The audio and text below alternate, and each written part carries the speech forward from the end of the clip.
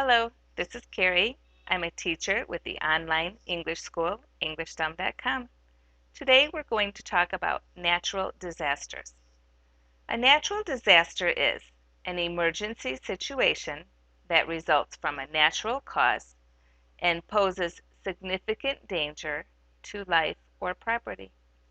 Some examples are earthquakes, tornadoes, hurricanes, floods or droughts, wildfires, tsunamis, and volcanic eruptions. Have you ever been in a natural disaster? When I was a very young child, we lived in Iowa, which is flatlands, a lot of fields and farming areas, and it was very prone to tornadoes. And I remember many times my parents waking the children up in the middle of the night and sending us down to the basement to sleep because we had to take cover because there was a tornado warning. Now, a tornado sighting means that someone has actually seen the tornado. A tornado warning means that the conditions are perfect for a tornado, but maybe one has not been seen yet. So people are often asked to take cover during a tornado warning, and you may or may not actually have a tornado. However, I do remember one time that after we woke up in the morning, we went driving around town and there was a lot of damage, trees that had fallen on cars or houses. So there had been a tornado touchdown. We also had a lot of tornado warnings when I lived in Michigan. It's very common in the schools to practice tornado drills and fire drills, which means we practice what to do in those emergency situations. Out in California, which is prone to earthquakes, in the schools they practice earthquake drills. Would you ever live in an area that was prone to natural disasters? If you live in an area like that now, would you want to move? Or would you stay because you have roots there or your family there? I'm going to share with you some phrases and idioms that are related to natural disasters.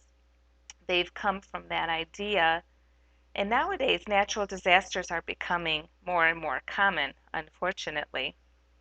But these idioms have become part of our vocabulary. Number one is the calm before the storm.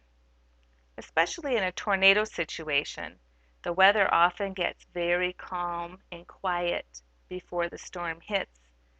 And we use this expression to relate to our lives or some problem in general. If everything is going smoothly and calmly in your life, sometimes you want to be on the lookout. There might be a storm coming your way, some kind of tragedy or problems.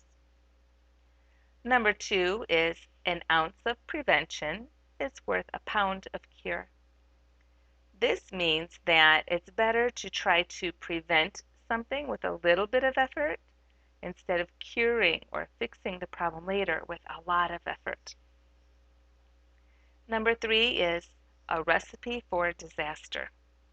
This relates to people or a situation that has a lot of potential for being a problem. And the comments often are, oh, that couple, that's a recipe for disaster. Number four, out of the frying pan and into the fire. That's when your problems go from bad to worse. You jump from the frying pan, where you're being cooked, into the fire, where you have no chance of escape.